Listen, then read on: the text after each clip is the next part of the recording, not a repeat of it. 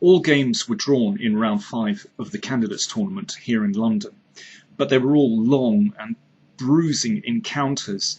And I'm going to take a look at one of the games, and that is Vasily Ivanchuk against Magnus Carlsen, in which the top-rated player in the world had to be at his absolute best to save the game. Let's take a look. Ivanchuk, with the white pieces, played d4, and Carlsen didn't go for, well, let's say a solid Bogo Indian as he did in round 1. He went for the very sharp Grunfeld. Now, clearly this is his choice is because Ivanchuk is on pretty poor form at the moment, at least in the tournament. So Carlsen wants as complicated a game as possible. But Ivanchuk was up for it, and Ivanchuk is also, well, he really likes complications. I mean, sometimes that's his downfall. Sometimes he calculates too much, actually, and runs into time pressure. So clearly that's what Carlsen was hoping for. But Ivanchuk is quite a specialist in the Grunfeld himself. So this is, well, a reasonably main line, you could say. And here, for example, the most popular move is taking on c4 and then taking on c5. Now that leads to slightly drier positions. Ivanchuk has played this way himself, for example, with black. But, well, as Carlsen said after the game, he wanted to be creative. He wanted to, keep as much tension in the position as possible. So, I mean, rook d1 is logical, of course, because it's opposite the queen, and forces white to, to step out of normal development lines, you could say. But it's all been played before, and, well, clearly Ivanchuk knew what he was doing. Queen a4, good move.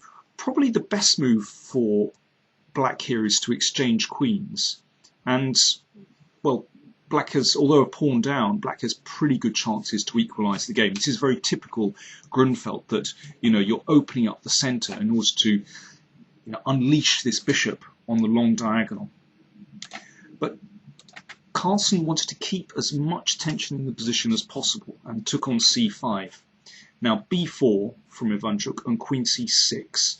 It's all been seen before, and generally black has done okay here. For example, after taking, well, you have to recapture with a pawn, actually. But black should be okay here. And it's still, it's quite an unbalanced position, so that would suit Carlsen. And if b5, then queen c5 also been played before, and this seems to be okay for black. But here Ivanchuk came up with a novelty, a new move, never been seen before in this particular position. Queen a3, and it turns out this is very, very strong indeed. And at this moment, Carlsen went into the tank. He went in for a big think here, because this is an extremely difficult position. The problem is that this queen really gets in the way of black's pieces, and it's very difficult for black to develop successfully. This is the square that the knight needs to be on, but it's not happening at the moment. And, well, I mean, there are many moves that black can try here. Let me see.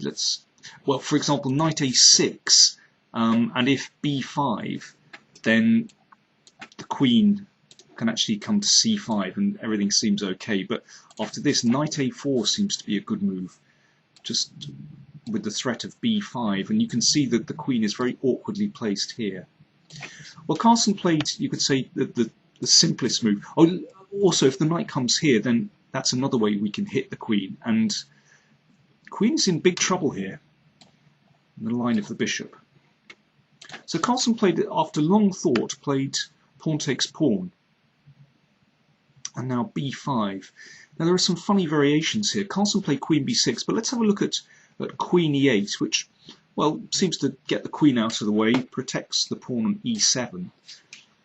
But here there's a beautiful move for white. Bishop c7, this is very, very awkward. The rook is running short of squares, and if rook d7, you can take on b8, and suddenly that rook is trapped and it can't be defended. Extraordinary. So black really has to be alert here. So Carlsen played queen b6. It's a very tricky position, and you can see that white's development is very, very good here compared to black's, and not an easy position. The bishop is looking at f7. The queen would like to take on e7. Carlsen played bishop e6. Good move. Needs to bring out his pieces. Ivanchuk exchanged and just castled. So very simple position for white to play, and you can see all his pieces are very well placed. But for black, this is not simple at all. The queen can still come under fire from the knight, from these squares. There are still threats here. Carlsen brought out a piece. My computer is suggesting bishop f8 as a move, a very computery move, with some latent threats against the queen. Well, you know, maybe, but I mean, it's a very difficult move to play in a game. Who knows whether Carlsen saw it, but in the end he went for straightforward development. But this gives up a pawn. Let's have a look. And I mean, Carlsen is really on the edge here. Ivanchuk took on e7. It's very easy for white to play. And if f7 is attacked, and if rook f8, if rook f8, then just rook d1, and white is a pawn up for nothing here. But Carlsen had calculated this and found knight h5. And this just about saves black. The queen defends f7, the knight attacks the bishop, and there are sometimes threats against the knight on g5.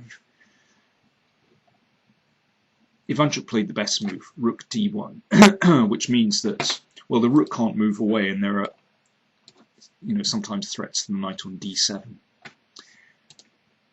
Carlsen exchanged, and now, well, there are some nice tactics here. If you take the pawn on f4, then knight d5 is very embarrassing indeed for black. The queen has to keep hold of f7, and if queen f5, then this is a winning tactic. Forking king and queen. End of game. So black has to tread so carefully here, and well, Ivanchuk had used up a lot of time, but for once, for the first time really in the tournament, Carlsen was also consuming a lot of time. Still not in time pressure, but by his standards, he really was taking his time here. You have to, because you know black is on the edge. Bishop f8, best move. You have to drive the queen away, and the queen comes back to e4. So the position is settled. Basically, we've reached an endgame where white is a clear pawn up, but it's a double pawn, so it's a little difficult to make anything of it. G3 is a good move. You have to solve your back rank problem, and white wants to advance slowly on the king side. Now, black is a pawn down, but there is some good news here for black, in that these pawns are potentially a little bit vulnerable. And you know, sometimes you can use the bishop well, but still white should be a little better here. You know, it's certainly yeah, black has to be careful. So that guards the 7th rank, and Ivanchuk just creeps up slowly. But by this time Ivanchuk was in fairly severe time pressure. He was down to, you know, just a few minutes for his remaining moves. Now it's a relatively simple position, so you know, I don't think he's in any danger, but still, you know, you have to be careful. So the rook comes down and starts to counterattack, and if that pawn is taken, then the rook comes down, and that's nasty. The king could be in some trouble here. Rook a2. Threatening rook a4,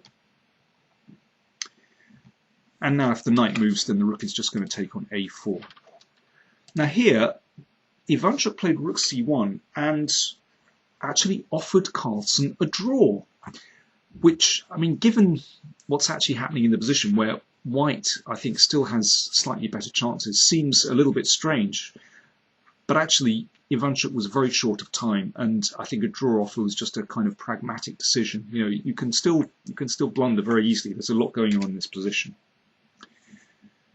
But remarkably, even though he's slightly worse in this position, Carlsen declined the draw offer. After the game, Carlsen said, well, generally I feel that games should be played out and I don't like to accept draws. But he also said, but it was a bad decision. It was he actually said it was unprofessional to decline the draw offer. because he really went to the very edge here and only just saved the game. But clearly Carlsen was playing on Ivanchuk's time. Let's see what happens.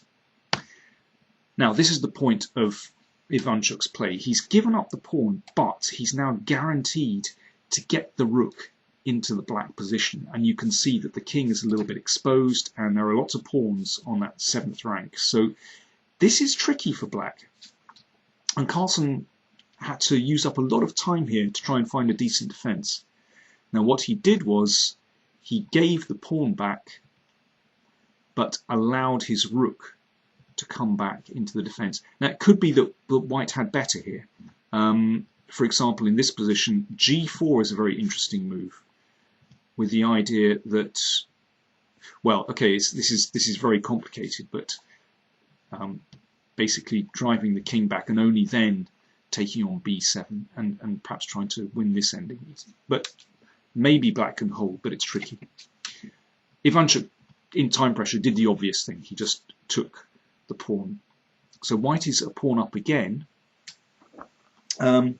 But here Carlsen guarantees that he can force the rooks off. So Ivanchuk repeated a couple of times to get to the time control on move 40 and only then exchanged. Now the reason black has chances to hold this game is because this pawn is slightly vulnerable. I think if this pawn was somewhere back here, it would be easier to defend. But in this position, you can see that the king is close to the pawn, and that gives pretty good drawing chances. So this is the game continuation, and now the position simplified. White is still a pawn up, but, well, black can get to this pawn on b5, and that just about saves him. If, for example, king f3, of course you need to get your king into the center quickly. It seems that black has sufficient counterplay here by attacking this pawn. And then, of course, there is serious counterplay. So Ivanchuk played h5, which is also very, very dangerous, and black still has to be careful here. For example, if king d6, then you can actually take this off and play g6, and the pawn goes home.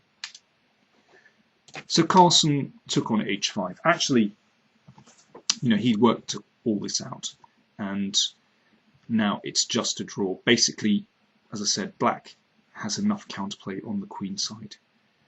And after this, after a few more precise moves, Carlsen managed to hold the game. Yeah, not a5, king h6 is dangerous, but knight d6 is a good move. And now, you know, the pawn is ready to stream down the board, and after king h6, this is a strong move. And now black manages to eliminate all the pawns on the king side, and it's just a draw. Well, they kept going right till the very end. Obviously, neither player can win this one, but here they finally agreed to a draw. Great fighting chess. But I think this game shows that every single player in this tournament is capable of beating anyone else. Ivanchuk, not in such great form, but still pushed Carlsen to the very edge. But the Norwegian was strong enough to hold. Thanks for watching.